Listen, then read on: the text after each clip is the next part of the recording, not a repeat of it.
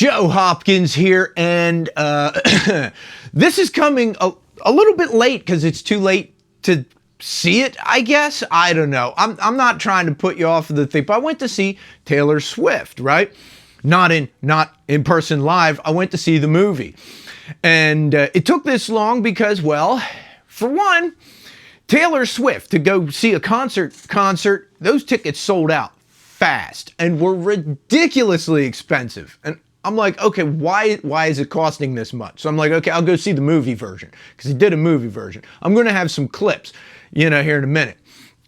So I'm like, I'll go see the movie version because it's playing in theaters, right? Great idea because, not everybody can afford to take out a second mortgage on their home to go see a Taylor Swift concert. So put it in movies. Yeah, put it in theaters. 3-hour concert movie. Okay, they cut a little bit. I think the actual live show is like 3.5 hours. So they cut like 30, 40 minutes for the movie. So I'm like, okay, we'll go check it out, right? And man, every time you go near the theater, it's packed. Theaters were selling out. It was selling out to see it. So I finally got to see it on the last day it was showing in theaters. I'm sure it'll be out on DVD or streaming or whatever, and they might do a second run in theaters. Who knows? Because it did really well. And I learned why. I learned why it's doing so well. I learned why Taylor Swift tickets cost so much. Because when I went to see this, I was unduly impressed, right? I like Taylor Swift. I like her music, but live I loved her music. It's one of those instances where it really is that much better live. And I learned the reason why Taylor Swift is charging so much to see her shows, because this has got to be one of the most expensive concerts to produce I've ever seen. That woman, the clothing, not just hers, but like all the backup singers and the dancers and the whole deal, they were wearing ridiculously expensive stage clothes. The set design was unbelievable. The whole thing, everybody's got LED screens, right? Everybody does that now. They got the big screens. With hers, the whole behind the stage, the whole thing was LED. The entire stage, which was a big stage, it, goes all the way out into the audience and has like a little diamond shape and all this stuff. That was all LED. It had these platforms that raise up from the middle. They go up and down so that, at times the singers are on top of them and stuff like that. And those raising and lowering platforms were all LED. So they have visual stuff going on behind, underneath, in the middle of, all of it. And I mean, that sounds like, hey, that could be cool or maybe not, except they used it so well. And the choreography for the dancers and everybody was like, there were times when it was synced to what was going on the screens behind them and the screens below them, and synced with the music with a live band. It's not pre-recorded stuff, live band, live dancers, everything choreographed and synced with the digital show and all that. And that's a lot of moving parts, okay? Even if, obviously, the band would have to be playing to a click, or there would have to be some kind of, something in their in-ear monitors to follow along to make that work. And even with that, that's a lot of moving parts. That is a lot of practice. Obviously, she hired only the best in the business because anything less wouldn't have been able to pull this off. Her outfits were amazing. I'm not the kind of person that goes gaga over stage clothes, but holy crap, that was fabulous.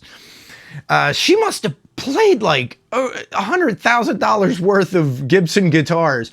She would have an acoustic guitar, but it's like one of the expensive Gibsons that's then bedazzled and done up. And she had like, I don't know, 8, 9 different guitars she went through, and all of them were amazing.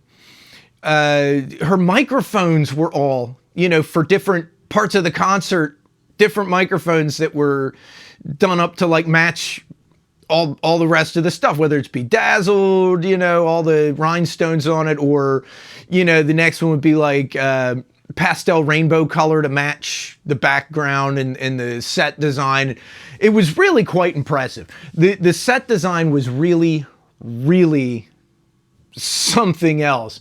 They had that cabin from the I forget which, like cottage core videos she was doing for the one album. I forget what the album was called. Now, I know what it is, and my brain just, stuff slips out. It just falls right out these days. I think it's a combination of age and working too much overtime. So anyway, I'm tired and I'm old.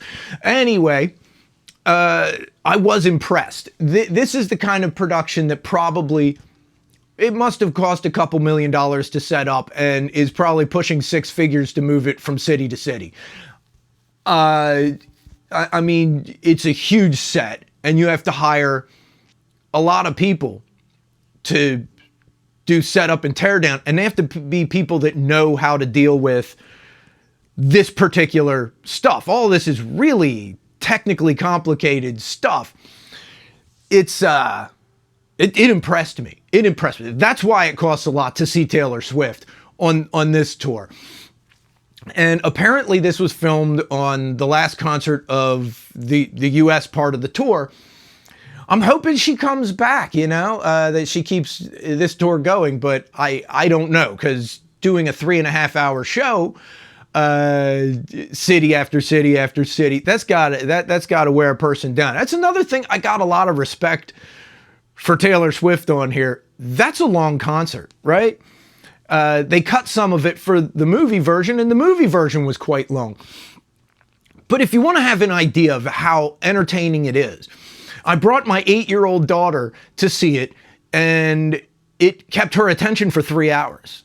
And my kid doesn't have the best attention span. So it was that visually stimulating that, honestly, even if you're not a Taylor Swift fan, even if you don't really like her that much, the show was spectacular. And to show you, I'll play a couple clips here. I'm gonna keep them short, because copyright. I'm trying to avoid the copyright Nazis. So little short clips here.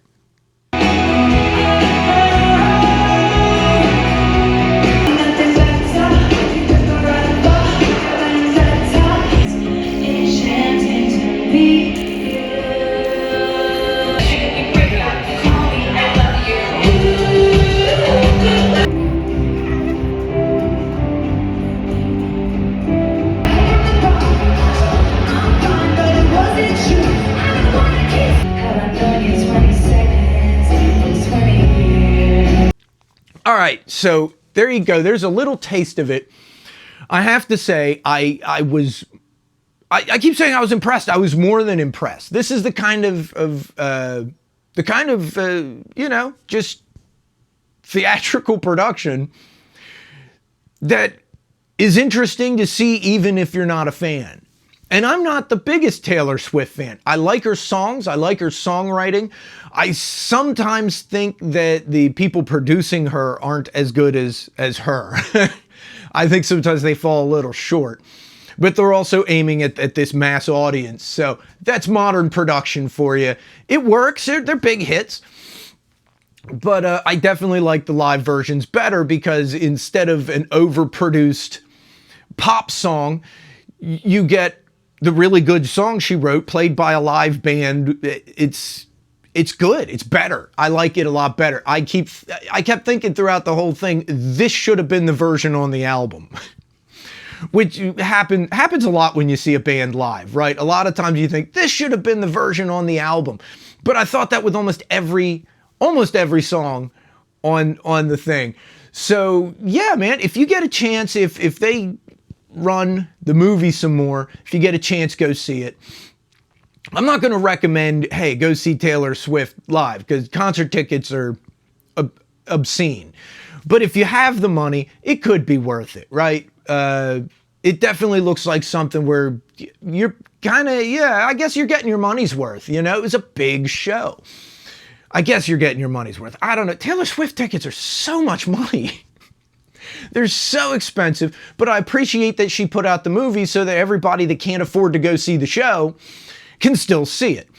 And also, after seeing how big a production it is, I get, like I said, I get why the tickets cost that much. It obviously costs a lot of money to put on this show and to move it from city to city. That's got to be like 3 tractor trailers minimum to move this from place to place. I'm thinking 3, maybe 4, something like that. That's a lot of hands to do tear down and set up. To, you know what I mean? To set it up, do the show, tear it down. That's a lot of people. You're paying a pretty big staff to do this. That's a lot of roadies. Plus band, plus singers, plus you got the makeup people, the people that handle all the clothing and outfits and all that stuff, because you need all that stuff. This is a lot. This is a whole lot. More than likely, they have a choreography director with them. More than likely, they have directors for, the different aspects of the whole thing. And to put it all together and make all the moving parts work is amazing. And her costume changes were rather stunning a lot of times. Like a sudden, I love the part where the dancers are all holding out umbrellas and, she ducks behind them and pops out in a different outfit. It's almost like a magic trick, I'm sure she was wearing the one under the other, but still, it grabs your attention. It's very visually, it holds your attention. It's visually attractive, the whole thing. I was impressed. And she's a hell of a singer.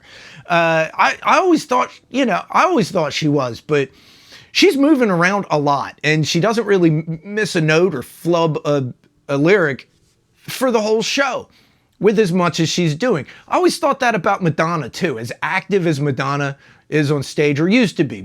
She's getting older, but as active as she was on stage to be able to, pull off a whole show at that level and not miss anything and not sound like she's out of breath. I was always impressed. Well, Taylor Swift did the same kind of thing. It's not quite as acrobatic as Madonna used to be. Madonna at that age in her 30s was almost like a damned acrobat. Taylor Swift isn't quite that, but still, she's moving around a lot. There's a lot of dancing, a lot of movement, and she doesn't sound out of breath. She's in good shape. That takes some serious cardio to be able to do that for, a whole show. And she's doing 3.5 hours of this. And of course, there are some lulls in it. There are the softer songs. Everybody does that. You get a break from the constant movement. But it was good. I'd recommend it. That's my thoughts on it. That's my thoughts on T Swizzy's live shows. Of course, she hasn't done a tour in a while. There was COVID and there were other things. So, she even said during the concert, she had this little interlude where she talked about it, and she decided, she was doing this because she's had 5 albums that she hasn't toured for. So this is all of them. This is everything. Eras. That's why it's called Eras. Different eras of her music. And I liked it. I liked it a lot. Anyway, so that's my thoughts on that. I'm going to be having some more concerts coming up that I'm going to do reviews of. If you guys like this kind of thing. I think here shortly I should be doing Sarah Brightman. I'm going to see a Mariah Carey Christmas show, and Madonna in December. If she's okay, I've heard she's having some health issues, so I hope that that actually happens. And if you can't tell, my wife's been buying the concert tickets, so you get Sarah Brightman and Mariah Carey and Taylor Swift and yeah. That kind of stuff. But I'm digging it. They're all artists that I really like. So anyway, subscribe to my channel. Hang around for more cool stuff, and I'll see you in the next video. All right? I love you guys. Peace out, baby. Bye-bye.